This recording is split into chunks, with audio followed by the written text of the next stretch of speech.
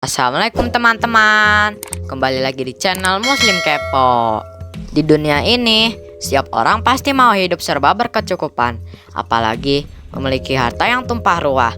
Namun, harta hanyalah sekedar harta yang hanya memberikan kebahagiaan di dunia. Harta yang dimiliki selama di dunia tidak akan ada artinya di akhirat, melainkan amalah yang menjadi perhitungan untuk menuju surga. Pada zaman Nabi Musa alaihissalam, ada seorang lelaki kaya raya bernama Qarun. Banyak yang mengatakan dia adalah sepupu Nabi Musa alaihissalam. Tak hanya memiliki banyak harta, tapi Qarun juga termasuk orang berilmu. Bahkan dirinya tercatat sebagai ahli kitab Taurat setelah Nabi Musa alaihissalam dan Harun. Kepandaian Qarun dalam ilmu agama membuat dirinya sering disebut dengan Munawir karena kemerduan suaranya dalam membaca kitab Taurat. Selain itu, Qarun juga lihai dalam berbisnis dan mengetahui trik investasi yang menguntungkan serta jalur perdagangan internasional yang strategis. Walaupun banyak yang mengenalnya sebagai sepupu Nabi Musa alaihissalam, Qarun justru menjadi pendukung Firaun. Jauh sebelum memiliki kekayaan, Qarun hanyalah seorang lelaki miskin yang tidak mampu menafkahi anaknya yang banyak. Lalu, suatu ketika Qarun meminta Nabi Musa alaihissalam untuk mendoakannya agar Allah memberikan harta benda yang banyak. Qarun yang dikenal sebagai orang yang soleh dan pengikut ajaran Ibrahim, Qarun yang dikenal sebagai orang yang soleh dan pengikut ajaran Ibrahim dengan baik, tanpa pikir panjang, Nabi Musa alaihissalam pun menyetujuinya. Allah Subhanahu wa Ta'ala mengabulkan doa Nabi Musa alaihissalam. Qarun pun hidup dengan bergemilang harta. Ribuan gudang yang dimilikinya penuh dengan emas dan perak. Namun, sayang keberuntungan yang didapat membuatnya gelap mata. Qarun pun mulai hidup dengan penuh pamer kekayaan dan sombong. Kekayaan yang diberikan Allah Subhanahu wa Ta'ala malah membuatnya lupa dengan sang pemberi. Pernah dikisahkan, Qarun memamerkan harta kekayaannya dengan mengenakan pakaian mewah, didampingi 300 pelayan laki-laki dan 300 pelayan perempuan.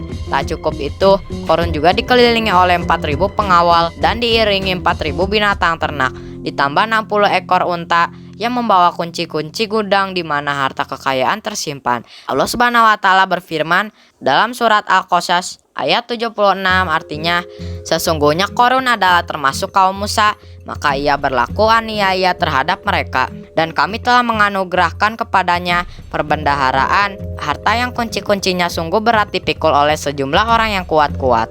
Janji Qarun untuk lebih taat beribadah dan membantu sesama jika diberi kekayaan oleh Allah Subhanahu wa Ta'ala dilupakan. Dia mempergunakan kekayaan tersebut dalam kesesatan, kezoliman, dan permusuhan sehingga membuatnya menjadi sombong dan terlena kekayaan. Sosok Qarun sangat jelas mendurhakai Allah Subhanahu wa Ta'ala. Bahkan para muslimin pada masa itu pernah menasihati Qarun untuk bersyukur atas nikmat yang telah diberikan Allah Subhanahu wa Ta'ala. Tapi dia malah mengindahkan nasihat tersebut. Dari sikapnya tersebut, sudah jelas sekali bahwa Qarun tidak membutuhkan nasihat kebenaran, bahkan merasa tidak takut dengan ancaman Allah Subhanahu wa Ta'ala, sebab Qarun sudah memiliki segalanya. Dirinya hebat, pintar, dan punya banyak harta. Allah Subhanahu wa Ta'ala berfirman dalam Quran surat Al-Qasas ayat 78 yang artinya, sesungguhnya aku hanya diberi harta itu karena ilmu yang ada padaku. Qarun juga menunjukkan bahwa dirinya bukanlah orang yang berakhlak. Akhlaknya begitu buruk kepada sesama manusia, apalagi terhadap Allah Subhanahu wa Ta'ala yang memberi semua harta kekayaan itu. Sudah pasti Qarun adalah lelaki yang tidak memiliki akal sehat. Sosoknya jauh dari orang berakal. Hanya orang berakal lah yang mendapatkan cinta dari Allah dan Rasulnya.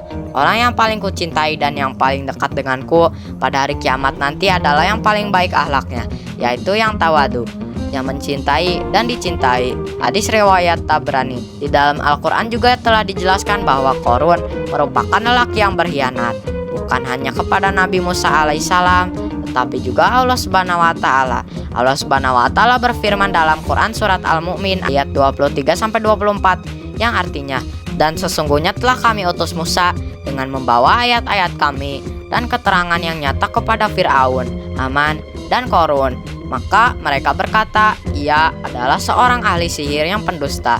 Sikap sombong lain yang diperbuat Qarun adalah ketika Nabi Musa alaihissalam diperintahkan oleh Allah Subhanahu wa Ta'ala untuk menunaikan zakat. Ketika Qarun dimintai zakat, ia pun langsung marah dan tidak memberikan sedikit kekayaannya. Lantas, apa yang dipikirkan Qarun? Dia berpikir bahwa harta kekayaan yang dimilikinya didapat dari hasil kerja keras dan usahanya.